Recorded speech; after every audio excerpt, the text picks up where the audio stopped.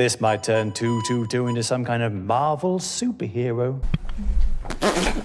So Squid Game has finished, and at the start of the season I thought it was really good, until characters started to make stupid choices which led to stupid fates, which led to the third season being unsatisfying. Now the showrunner said it wouldn't be a happy ending, but an unsatisfying ending can also be a sad one too. It didn't feel fulfilling. So I'm going to break down and review the season and tell you what I think is going to happen next. Of course, make sure you press the like button on the video and subscribe if you're new. Now this was the final season of the original show, but there are several confirmed spin-offs, and I think even more will come after. It was all going well this season until the first stupid choice, when 149 killed 007, so the mum killing the son. They have this narrative of it was her saving the baby. Now at this point the baby hadn't been established as a player. He wasn't going to kill the baby, he was just going to kill 222 or else he would die. No one was after the baby, yeah. And with how 222 ended up going anyway, where they had this really unrealistic thing where they had 456 not only do the skipping rope trial with the baby, but that with 20 seconds left he was going to go back and save her and do it again with her Quasimodo ankle. So that was never going to happen to begin with, and she didn't even try it herself. Now again, I know her ankle was like that. At least attempt it and die. To just jump off like that when the son could have killed her, it's insanity. Again, Squid Game is meant to be relentless and brutal like that, but in the first two seasons it felt fulfilling. It had substance to it. And I despised 125 in season 2. I thought it was by far the worst. There were actual like horrible people in there, but he was just this timid, just horrible weakling, and I can't stand that. And I didn't think anything could make me like him. I thought that there could be some redemption for him, and even then I'd be like, well yeah, you still let that girl die to begin with. But you see, he was haunted with it, and I thought he was really good. He was a highlight this season. So funny.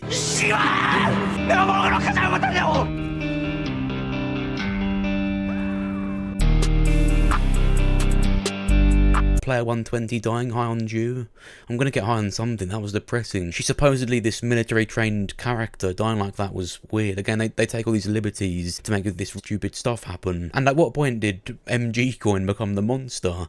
He came in, you kind of felt sorry for him. Yeah, he was like this letdown, but after he killed 120 he let it all go. Then he started GTAing everyone. He did that just protecting 222, but then he changed his mind and was killing for the money. He didn't even care about the baby at the end. It's weird, like after he killed her, that's to the point where he went off. When you jolt a character like this and completely change their motive, it does make you think, what's the point? Then later, before the final game, they make it clear that only 3 have to be eliminated and they could choose. And you could see how they could have made it fall into place nicely and not be depressing. Again, people would die, but you could have had 456 and the baby. But 333 kills loads of players, which again, for some reason, he just does now. He didn't have to. He could have saved some players so that it would have been better at the end. But because of that, Gi-hun had to die. Now remember, 2 characters died with their final wish being that Gi-hun looked after the baby. Now yeah, he sacrificed himself so it would be alive, but it wasn't just about it being alive. They directly said to him, look after it. Not the front man, and not even the front man's brother. It was all about Gi-hun. It wasn't just their final wish. They kind of died on their own terms, and one of those terms being he would look after it, he would make sure it's okay. Him jumping off doesn't guarantee that this baby will live. Now yeah, the rules of the game is that the winner gets the money and gets let free, but he knows how black and white the rules are. They could have just put the baby on the streets. He's such a cool protagonist. I thought it was really impressive how he went in there at the start in season 1 so wacky and happy. Then after what happened in season 2, he's changed and moody. Then the start of this season, after being defeated, he's completely out of it.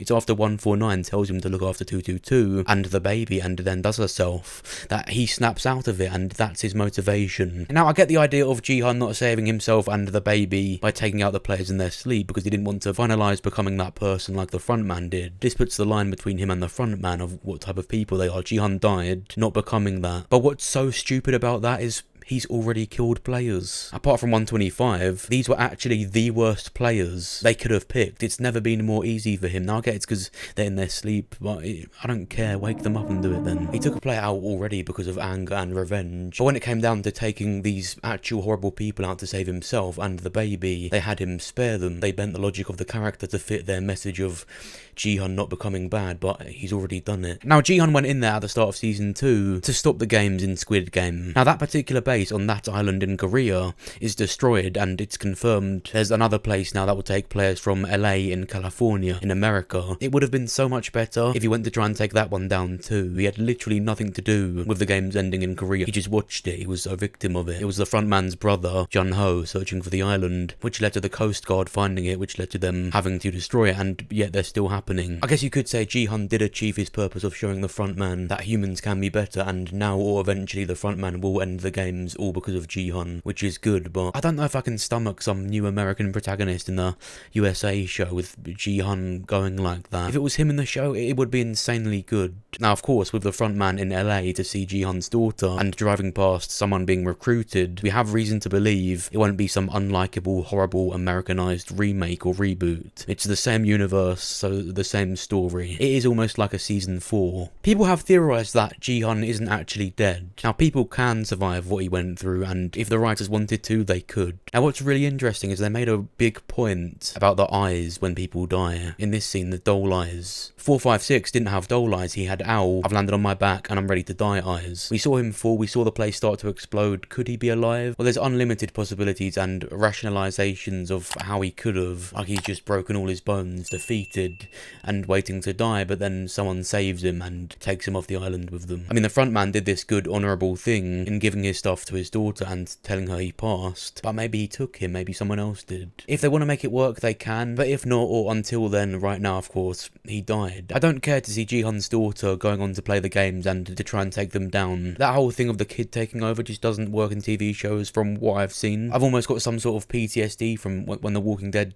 did it every 10 minutes and still does it. In fiction, I don't care about some random kid. You've taken away the character. Just put the character in it then. I think her getting the money is a good ending and that should be left alone. Nor do I care to see this baby grow up and do the games either. Surely the point of it is to stay away from them now. So many people did so much and died so that it would survive. Jun-ho has the winnings and she's staying with him, so should really be left alone.